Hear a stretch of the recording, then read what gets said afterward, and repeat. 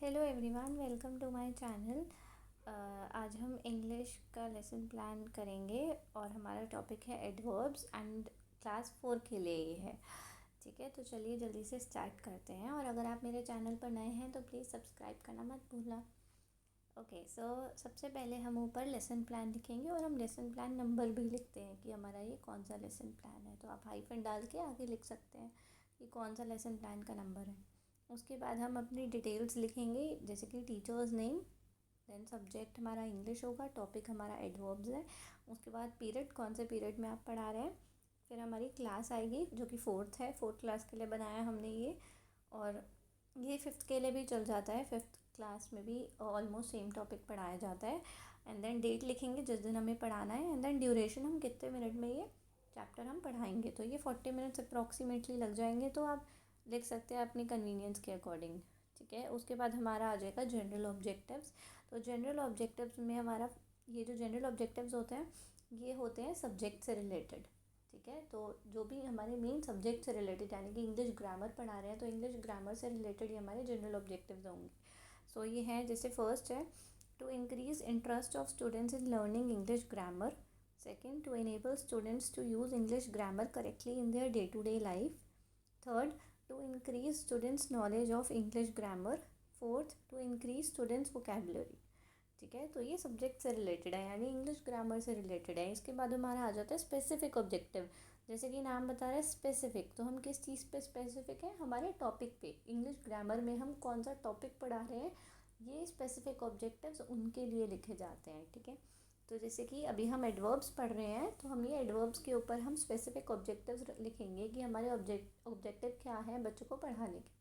ठीक है, तो फर्स्ट है to help students to understand the meaning of adverbs. Second, to help them understand the different types of adverbs. Third, to enable them to differentiate between the types of adverbs. Fourth, to enable the students to use adverbs efficiently in their day to day life. ठीक है, ये adverbs के ऊपर है जो हमारा topic है आज का। उसके बाद हम लिखेंगे टीचिंग एड्स, यानी कि पढ़ाने में हमें किन किन चीज़ों की ज़रूरत होगी। तो हमारे एड्स हैं chalk, black board, duster, pointer, chart etcetera. ठीक है, उसके बाद हमारा आ जाएगा प्रीवियस नॉलेज। तो बच्चों को किसके बारे में पहले से नॉलेज है इस टॉपिक से रिलेटेड, वो लिखेंगे। तो it is assume that students already have knowledge about verbs. ठीक है, उनको ऑलरेडी, क्योंकि एडवर्ब्स जो होते हैं वो वर्ब से रिलेटेड होते हैं, इसलिए हम उनके वर्ब्स की नॉलेज पहले टेस्ट करेंगे। ठीक है, तो नाउ अब हमारा आ जाएगा प्रीवियस नॉलेज टेस्टिंग। ठीक है, जिसमें हम 2 कॉलम्स बनाते हैं। फर्स्ट होगा हमारा teachers activities and then next column will be students activities. ठीक है, सो जो लेफ्ट साइड होगा वो टीचर्स एक्टिविटीज़ लिखेंगे हम। सो अब क्या करेगी, the teacher will write this sentence on the black board. तो टीचर ये सेंटेंस लिखेगी ब्लैक बोर्ड पे, the girl is dancing gracefully. ठीक है, उसके बाद वो टीचर जो है कुछ क्वेश्चंस पूछेगी, जैसे कि फर्स्ट क्वेश्चन पूछेगी can you find a noun in this sentence. ठीक है, तो बच्चे बताएंगे उनको नाउन पता है कि क्या होता है, तो वो बोलेंगे गर्ल एक नाउन है। Then second question will be can you find a verb in this sentence. अब उनको वर्ब की भी नॉलेज है तो वो बोलेंगे इज़ डांसिंग, ये वर्ब है। थर्ड क्वेश्चन हम पूछेंगे can you tell who is dancing. अब हम बोलेंगे कौन डांस कर रहा है इसमें, तो बोलेंगे द गर्ल इज़ डांसिंग। ठीक है, फोर्थ क्वेश्चन हम उनसे पूछेंगे हाउ इज़ शी डांसिंग, वो कैसे डांस कर रही है, तो बच्चे बोलेंगे ग्रेसफुली, क्योंकि सेंटेंस में है। ठीक है, फिफ्थ क्वेश्चन हम पूछेंगे what is gracefully in this sentence. इसका मतलब है कि अगर गर्ल नाउन है, इस डांसिंग वर्ब है, तो ग्रेसफुली क्या है। ठीक है, ग्रामेटिकल वे में। तो ये एक प्रॉब्लमेटिक क्वेश्चन है, क्योंकि बच्चों ने अभी तक एडवर्ब पढ़ा नहीं है तो उन्हें नहीं पता। ठीक है, कि ग्रेसफुली जो है वो एक एडवर्ब है। सो अब हम अपना अनाउंस करेंगे टॉपिक, हम बोलेंगे well students today we are going to learn about adverbs and its types in detail. ठीक है, उसके बाद हमारा आ जाएगा मेन प्रेजेंटेशन पार्ट, यानी कि मेन पढ़ाने का पार्ट। तो पढ़ाने के पार्ट के लिए हम जब लेसन प्लान बनाते हैं तो हम अपने पेपर को, अपने पेज को 4 पार्ट्स में डिवाइड करते हैं। ठीक है, तो 5 में भी कर सकते हैं आप, कोई कोई लेसन प्लान, कोई कोई कॉलेजेस में ऐसे भी सिखाते हैं जिसमें हम 5वां टीचिंग मेथड लिखते हैं और उसमें हम लिखते हैं कि आप कौन से मेथड से पढ़ा रहे हैं, यानी कि लेक्चर मेथड या प्रैक्टिकल मेथड या जो भी आप यूज़ कर रहे हैं। ठीक है, तो मैंने ये 4 बनाए हैं। तो ये पहला है टीचिंग पॉइंट। ठीक है, उसके बाद टीचर्स एक्टिविटीज़, उसके बाद students activities, then blackboard work. ठीक है, तो टीचिंग पॉइंट जो है वो हमारा पहला हम लिखेंगे डेफिनेशन ऑफ एडवर्ब। ठीक है, पहले हम उन्हें डेफिनेशन समझाएंगे।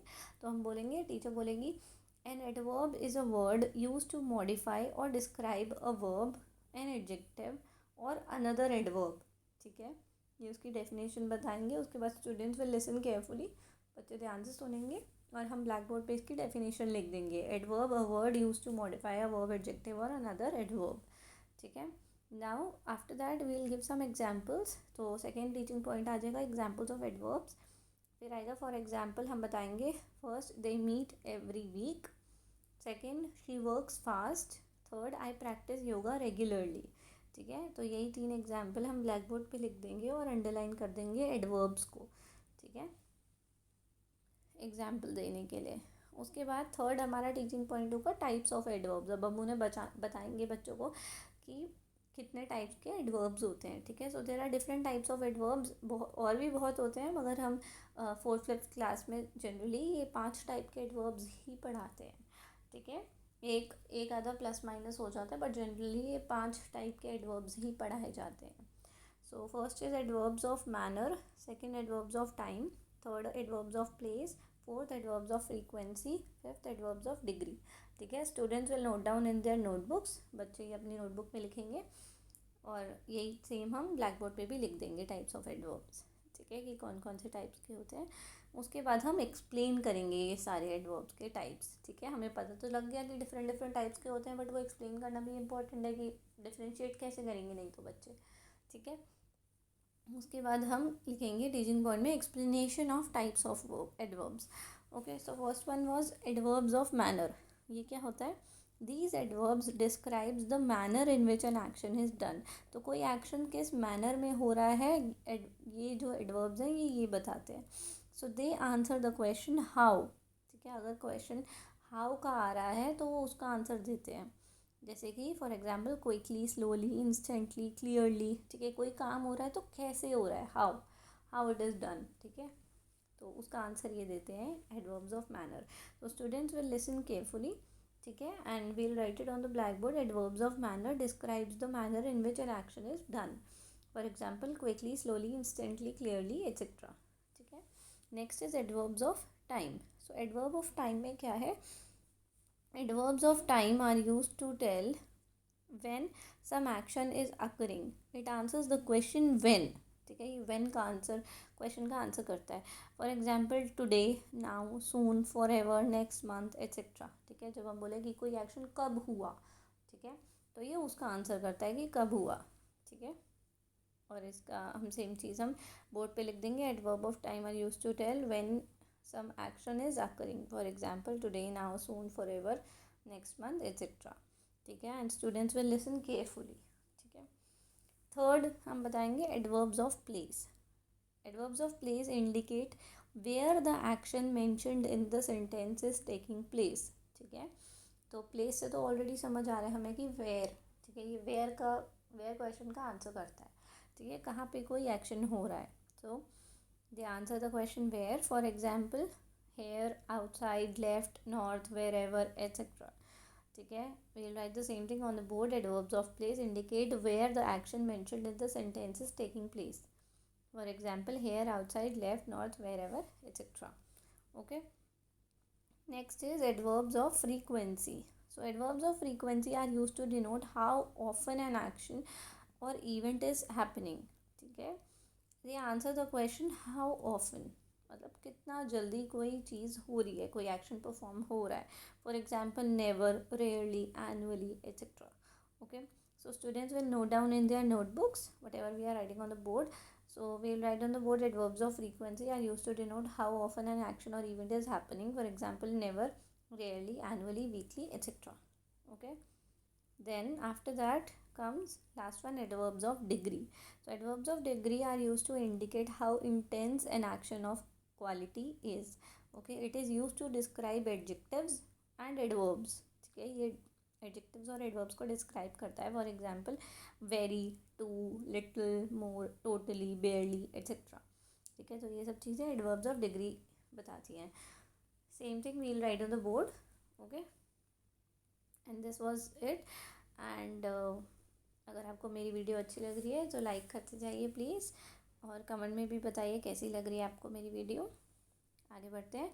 तो अब आएगा हमारा रिकैपिटुलेशन पार्ट। तो रिकैपिटुलेशन बेसिकली वो होता है कि जब हम अपना लेसन पढ़ाने के बाद बच्चों से क्वेश्चंस पुट अप करते हैं हमारे टॉपिक पे जो हमने पढ़ाया है, so that we get to know whether they have understood it well or not. Okay, so the teacher will ask the following questions. First question is, what are adverbs? Second, give two examples of adverbs. Third, how many types of adverbs are there? Fourth, differentiate between adverbs of manner and adverbs of degree. Okay, so these are the questions that are put up. After that we give them homework. Okay, so giving homework is very important so that they can practice at home also. Okay, so we'll give them one question. Underline the adverbs in the following sentences and write their types. Okay, so they have to underline the adverb and then write what type of adverb is it. Okay,